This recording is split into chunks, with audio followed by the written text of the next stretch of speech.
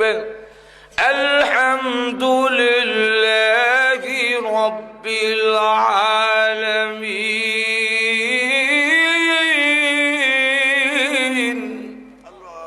তখন মনে হয় যে এই মাত্র শুনলাম। একটু জোরে কর না। এক কারি সাহেব পড়ছে এক টানে, আলহামদুলিল্লাহি রাব্বিল আলামিন আর রহমানির রহিম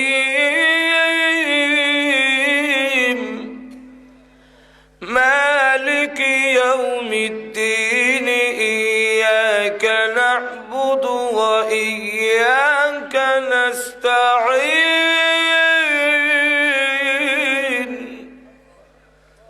এতটুক এক শ্বাসে গিয়ে যখন কইরা ছাইরা দিছে, একসাথে কয়েকজন খ্রিস্টান আলদা হইয়া কালিমা পড়ে মুসলমান হয়ে গেছে। তাহলে বোঝা যায় কোরআনের আকর্ষণ আগেও ছিল, এখনো আছে, কিয়ামত পর্যন্ত অব্যাহত। আরো জোরে কর।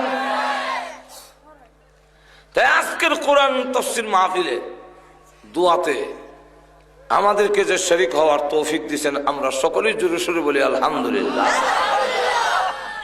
আমি যে আয়াতগুলো পড়লাম, এই আয়াতগুলো হলো সূরা লুকমানের। কোরআনের একটি সূরা আছে, সূরা লুকমান। আচ্ছা জোরে কোন লুকমান একজন ব্যক্তির নামকরণে একটি সূরার নামকরণ করা হয়েছে।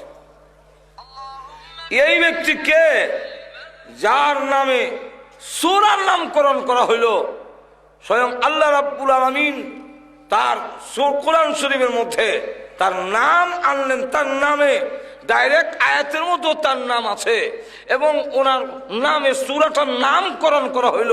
সেই ব্যক্তিকে যেখানে সাহাবাই কালামের মধ্যে আবু বকর সিদ্দিকের নাম কোরআনে নাই, ওমরের নাম কোরআনে নাই, উসমানের নাম কোরআনে নাই, আলীর নাম কোরআনে নাই, শুধু একজন সাহাবীর নাম কোরআন শরীফে আছে। ফালাম্মা কাযা যায়েদ রাদিয়াল্লাহু আনহুর নামটা কোরআন শরীফে আছে। আর না হয় কোনো সাহাবীর নামও আল্লাহর কোরআনে আনে নাই। সাহাবীদের কথা আছে কিন্তু তার নাম নাই, কোরআন শরীফও নাই। যেমন এক সাহাবী, ওনার নাম উবাই ইবনে কাব রাদিয়াল্লাহু আনহু। উনি কোরআন 7 ভাবে পড়া যায়। কয়ভাবে? 7 ভাবে। যেমন আমরা ওয়াদুহা ওয়াল লাইলি ইযা সাজা পড়ি, এরকম ঠিক না? এক সাহাবী পড়তেছে ওয়াদুহি ওয়াল লাইলি ইযা সাজি মা ওয়াদ্দাআকা রাব্বুকা ওয়া মা ক্বালি।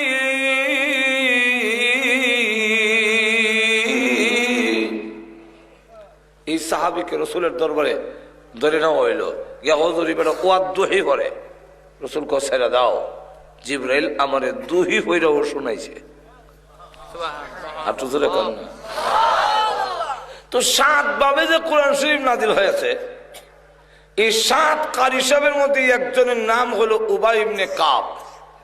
ওনার ফরক খুব সুন্দর ছিল। আল্লাহর নবী সাবিক রাহমাতুল লিল আলামিন ডেকে বলেন, রে উবাই ইবনে কাব, একটু কোরআন শরীফ তেলাওয়াত করে তুমি আমাকে শোনাও।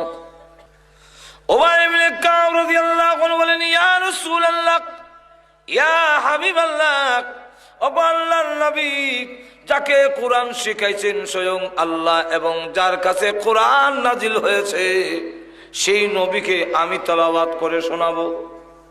অক্ষমতা প্রকাশ করলেন, হুজুর আমি আপনারও শুনাইতাম।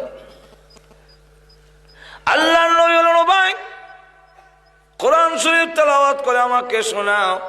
উবাই ইবনে কাব আবারও অক্ষমতা প্রকাশ করলেন। এইভাবে 1 বার 2 বার 3 বার বলার পরে আল্লাহর নবী বলেন, রে উবাই ইবনে কাব, মহান আল্লাহ বলেছেন তোমার কাছ থেকে তেলাওয়াত শোনার জন্য। উবাই ইবনে কাব রাদিয়াল্লাহু আনহু বলেন, ইয়া রাসূলুল্লাহ, ইয়া হাবিবাল্লাহ, আল্লাহর নবী গো, আল্লাহ যে আমার পড়াশোনার জন্য বলছেন, আমার নামটা আল্লাহ কইছেননি। একটু জোরে কর না। সুবহানাল্লাহ। আল্লাহর নবী বলেন, উবাই ইবনে কাব, আল্লাহ তোমার নাম ধরে বলেছেন তোমার কাছ থেকে পড়াশোনার জন্য। উবাই ইবনে কাব রাদিয়াল্লাহু আনহু বলেন, আনন্দে আত্মহারা হয়ে গেলেন, আমার আর কিছু পাওয়ার চাওয়ার নাই, মহান আল্লাহ যে আমার মতো গোলামের নাম উচ্চারণ করেছে, আমার জীবন সার্থক হয়ে গেছে। কিন্তু কোরআনের আয়াতে ওনার নাম নেই। হযরত জাফর রাদিয়াল্লাহু আনহু, ওনাকে রাসূল বলেন, ও জাফর, তোমার ভিতরে নাকি 4টা গুণ আছে, যে গুণগুলো আল্লাহর পছন্দ। কি? জাফর রাদিয়াল্লাহু আনহু, আল্লাহর নবী, আমার গুণগুলো কারো কাছে বলি নাই, আপনি জানলেন কিভাবে আমার গুণগুলো? আল্লাহর নবী বলেন, জাফর রে, মহান আল্লাহ তোমার গুণগুলো আমাকে জানাইয়া দিয়েছে। জাফর রাদিয়াল্লাহু